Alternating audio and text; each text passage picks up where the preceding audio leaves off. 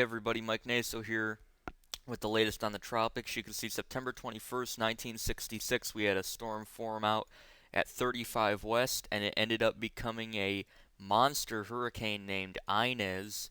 And you could see the track was off into the northern islands and then through Hispaniola, Cuba, and then came back around through Florida and then into Mexico again as a major hurricane. Although it is rare, as we get later and later, it's still not out of the realm of possibility, I don't think, that we could see some waves get into the Caribbean. Remember, I keep saying 2001 is a good analog year, I think, and remember a wave entered the Caribbean in early October and it became Hurricane Iris. We're going to have to wait and see on that.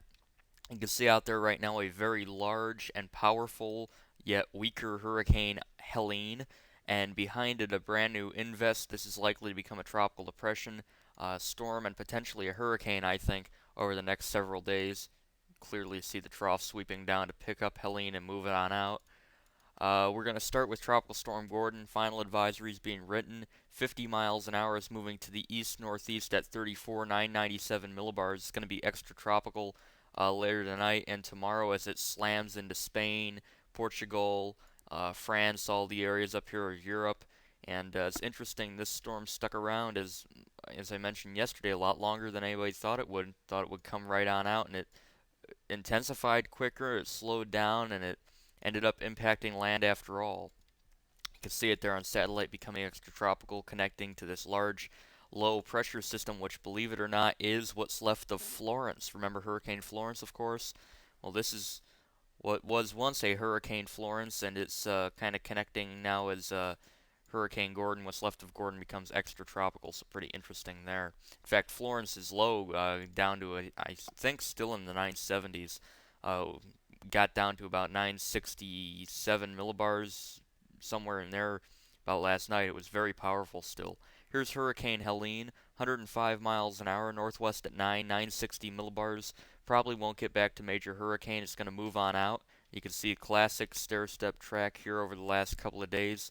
And as the sun goes down, you can see not sprouting an eye anymore, which means that it is not strengthening. So it looks like it'll probably start to weaken from here on out, although there's still a slight chance that it could strengthen, but looking very ragged.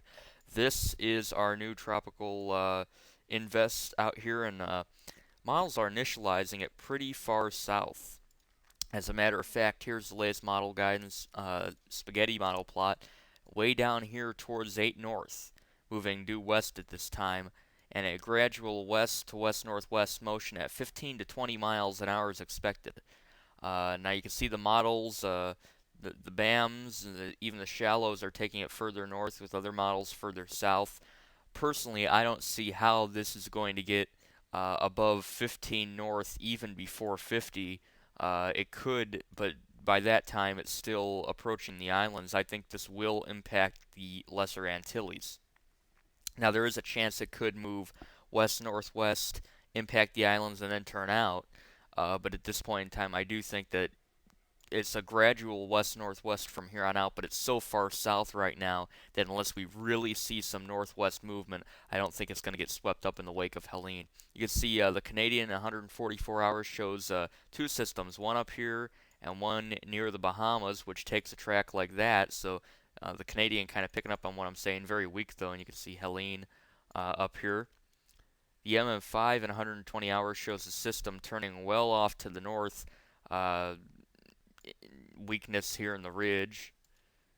No gaps, 144 hours. You can see it shows a little bump right in there. That's where it has our system.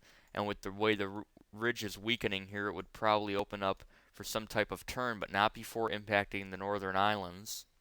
And then the UK Met continues the system right about in here and likely a turn off the east coast if that were to take place. But I think what we're looking at here is certainly some impact on the Lesser Antilles, potentially the Bahamas, and then perhaps an impact on the United States if the system would get far enough west. But I mean, that's so far out, you don't really want to speculate too much on it. Here's the 144-hour GFS. Shows a system here. That would be Isaac. Our system coming up here. This would be Joyce behind it. And this would be Kirk coming off the coast. Like clockwork here by the 26th. So we're dealing with a lot of Cape Verde activity. Remember, 2000, 2001, I keep using those. We got down to the Nadine and Olga. We got way down the alphabet, and we didn't have that many United States landfalls. But on September 28th of 2000, we had Hurricane Isaac out here, and we had Hurricane Joyce. And then we had Keith forming in the Caribbean on September 28th. We're September 20th. We could still have Cape Verde hurricanes coming off for the next 2 weeks. I wouldn't be at all surprised if we did. Now, notice the GFS shows a pretty strong ridge. Now, what ends up happening, at least in the 12Z model runs all the way out, I know it's speculative, but it has Isaac here heading off to the north.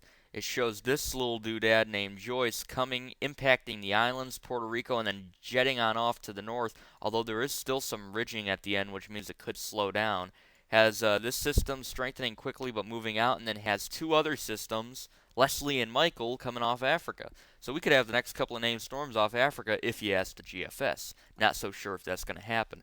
Here's another look at it, and again, I think if there is going to be a center developing, it's probably going to form somewhere in here, and again, everything will try and relocate near the deeper convection, and that would be right in here. So if it is this far south, I highly doubt it will turn straight up. It could eventually turn out to sea, but not right away. You can see another little wave moving off of Africa, and even behind that, a couple more waves that we're going to have to deal with as well. So Cape Verde season still in full swing. Other than that, and other than the foreboding Helene, oh, imagine if this were sitting in the Bahamas. Oh, wait, we saw that. Floyd and Francis. I think this is even bigger than Floyd and Francis. Very large, typical of massive Cape Verde hurricanes. You can see a little disturbance here in the southern Caribbean Sea. Keep an eye on it this time of year. But right now, not much going on there. As the trough sweeps through, everything should be free and clear. And then as Helene moves out, the ridge is probably going to build back in, which is why I think that anything coming from our invest here is going to be steered into the islands. Okay, that does not mean that the ridge can't back off and cause the system to miss the United States and even Bermuda, but I do think it's going to impact the Lesser Antilles. Later in the season, I'm telling you, late season next month, November, dealing with some late season Caribbean activity. East Pac quiet. West Central Pacific we had a depression. It's starting to weaken. Another little interesting feature behind it that could develop. And then finally in the Western Pacific we have Typhoon Yagi, and that's 140 miles an hour. Expected to become a super typhoon category 5 and then head on out away from Japan, but looking very impressive at this time. I'm Mike Naso. That's the latest on the tropics. I'll see you next time.